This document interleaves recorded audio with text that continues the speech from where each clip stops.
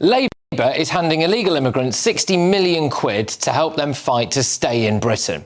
Labour will increase legal aid fees for asylum cases by a third after small boat crossings surpassed 20,000 for the year. The Ministry of Justice has announced that the fees paid to lawyers to represent migrants fighting to stay in Britain will go up by 30%. So this will cost you, the taxpayer, around £61 million, up from £47 million. Now, they say they need to do this to help clear the 90,000-strong backlog of asylum claims. Anyone want to guess how many of that 90,000 will be deported? The only reason they're in this mess is because they scrapped the Tory policy that nobody who arrived in Britain illegally could ever claim asylum. And today, utter humiliation for the Prime Minister. Do you remember this? France has now agreed that they will now start to intervene in French waters in order to prevent small boats. That hasn't happened yet, but the previous government spent 6 years trying to persuade them. They have now agreed as a result of the pressure that we've been putting on, the discussions that we have had, and we need that to start. Yay, OK, so she said that the French were going to stop the boats in the water. Well, then we got the news that Sir Keir Starmer was planning on announcing a one-in, one-out migrant deal with France when President Emmanuel Macron arrives in the UK tomorrow. So Sir Keir Starmer, they've rolled out the red carpet, you know.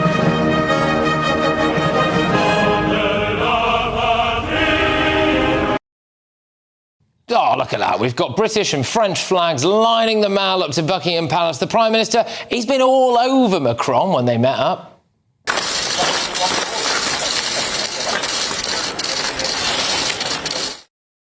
Oh, Sir Keir Starmer's let the French plunder British fishing waters for 12 more years and didn't say anything when just a few days later the French impounded a British fishing vessel that they claim was fishing illegally. So this one-in, one-out deal is big, all right? It's the thing that will help Sir Keir Starmer finally do this. Serious answer is to smash the gangs. We have to take those gangs down, to smash the gangs that are running this vile trade, to smash these gangs. OK, so we're all set to announce this deal. The next couple of days, Emmanuel Macron's here, we're going to announce it. And then today, EU nations are blocking it. So Italy, Spain, Greece, Malta and Cyprus have expressed, quote, serious concerns over this migrant deal. So they are going to try to block it. Emmanuel Macron will obviously side with the EU and poof, there goes another attempt by Sir Keir Starmer to stop the invasion of Britain in the Channel. There is a solution, of course, Sir Keir, but one that you appear unwilling to do. Deport, deport, deport. Right, let's get the thoughts of my panel. We have got journalist Carol Malone, another journalist, Benjamin Butterworth, the former chair of the Tory party, Sir Jake Berry. Thank you very much. Carol, I'll start with you. So there's two stories rolled into one there. First things first, the one-in, one-out deal with the French appears to be absolutely dead in the water because the EU nations are going to block it. It was always a stupid idea. What's the point of one-in, one-out? It should be none-in, all-out. I mean, that just makes much more sense. You know, it's just a self-defeating plan.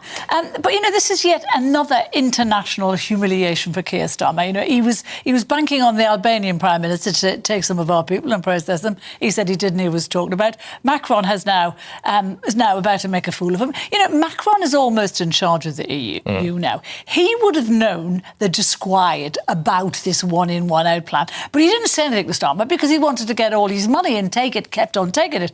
And now it's not going to happen. And as you rightly say, this is just weeks after he's given the fishing rights away to our waters for yet another 12 years. Does Starmer not get it? The EU hates us. They will continue to make a monkey out of us, and he is letting them do it, and he's just let them do it over this. He's got to stop expecting the French to control our immigration policy. He has to do it, and the way to do it is to stop the incentives, stop the benefits, stop the houses, get rid of them when they come, and do not let the EU or anyone else control our immigration policy. I mean, Jake, the centrepiece of this state visit with Emmanuel Macron was going to be, as far as we were aware, the big announcement of a one-in, one-out deal with the French, where we were all supposed to be absolutely cock-a-hoop with. Well, that now essentially can't happen, can it? Because some EU nations are going to decide to block it. Yeah, I mean, there's a couple of things, of course, as well as the blocking of the one-in, one-out deal, which, look, Carol's right. we should be nodding all out. Yeah. But if you got to have something, this is literally better than nothing.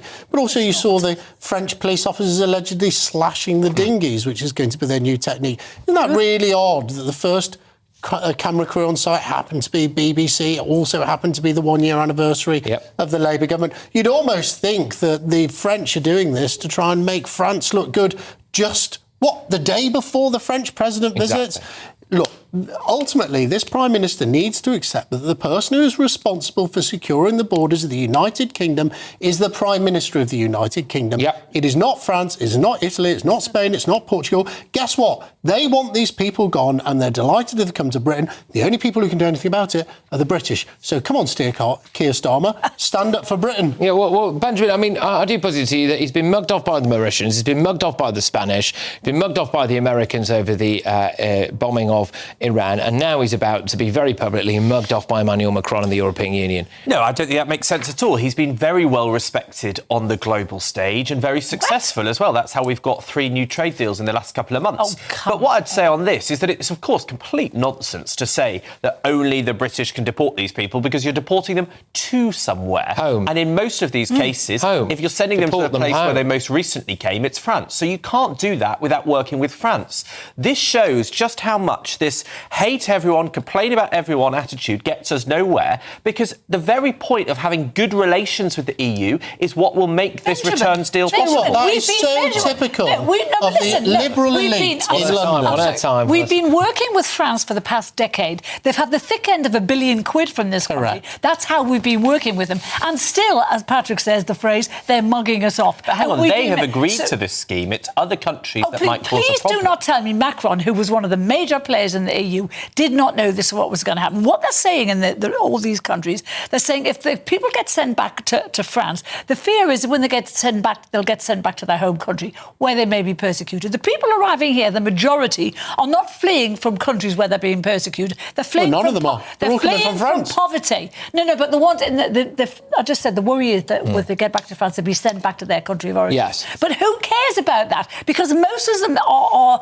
economic migrants. They're not going to be persecuted. They're just going to be poor. But here they get a free house. This is an interesting point. So the reason why some of those countries, they are known as quotes unquote frontier countries, so the likes of Italy and Spain, etc., where some migrants can basically access the European Union. So Spain has a couple of enclaves in Morocco, Melilla and Ceuta, where if you manage to just walk into those, then technically you're in the EU, despite never leaving the continent of Africa. Italy, we know, have got certain outposts like Lampedusa, the island there, where they can arrive. Well, they should get Keir Starmer as their Prime Minister and give them all away. But just finish this point, because it's important. The reason why they're kicking off is that they are worried that if we then returned people to France, France could then return them to the first country of entry under the Dublin Agreement, and that's why they're wound up about it. So Emmanuel Macron will have known this when he's led Sir Keir Starmer down the garden path, and he's chosen to say nothing about it. He's not our friend, is he? And Keir Starmer's, well, frankly, been embarrassed about it. This is just window dressing. It's stage management for Emmanuel Macron's visit to the UK.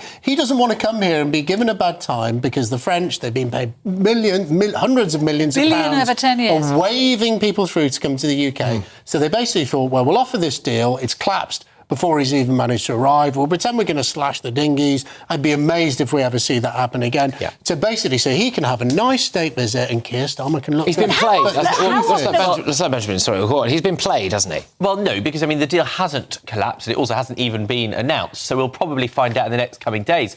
And given that Macron is clearly at the centre of the EU, then, you know, with a successful state visit, he may use that power to not listen to countries like Malta or Cyprus, which are obviously very small. I'd also just point out that the Spanish enclave in Morocco has walls and fencing like you wouldn't believe. Well, so they make it pretty hard to get in. You're right. I've been there. I went there a good few years ago. Yes, there are walls around it. Unfortunately, what happened was that there were quite a lot of African warlords that were moving in, and they were able, using in some cases, by the way, flamethrowers to get through those fences. And now, if you do go to Ceuta, for example, it basically does look like an African country. So but that why is a problem. do we have to worry, Patrick, about people being sent to their country of origin when that country is not at war and they're not being persecuted. They're just poor. Why should we have to worry about that? Why should our taxpayers have to pay to feed and house the tens of thousands that are coming here every month? Let me stick with you on this, Carol, because the other aspect to that diatribe that I've just given there was £61 million of taxpayers' money supposedly going to help illegal migrants get legal aid to stay in Britain, an increase of about 30%. I don't think that's going to go down that well. How can this government say it is intent on tackling illegal immigration when that is happening? It's clearly they're not that interested. You can't be giving people money to fight us, our government, our processes, and then say you're intent on curbing illegal immigration. The two don't go together. But this proposal would cut down heavily on things like that, because the one in, one out is if you've got a link to someone in Britain, so you have a clearly strong claim, then you come, and everyone else has to go back straight away. Do you and so really that will believe cut they're going to down. chuck people But hang out? on, that will cut down on legal aid because there won't be the appeals. That will cut down on the hotels. Gosh. That will cut down on the casework that we pay for in civil servants. So it's a massively better and more efficient way to do it. We haven't returned anyone. We returned so few people. 90-odd% of people get granted asylum. So do you really believe they're going to send them back? Well, the returns are significantly up since the last July when Keir Starmer not. became For Prime China Minister. migrants. They are, and we've had the biggest return flights ever. Not for China migrants. I'll tell you what Most of them volunteered to go. Yeah, and I tell you what really sticks, and I know you're going to talk about it later in the show, but I've spoken about this before, is you've also at the same time got the government taking away education or healthcare plans from the most vulnerable children in society.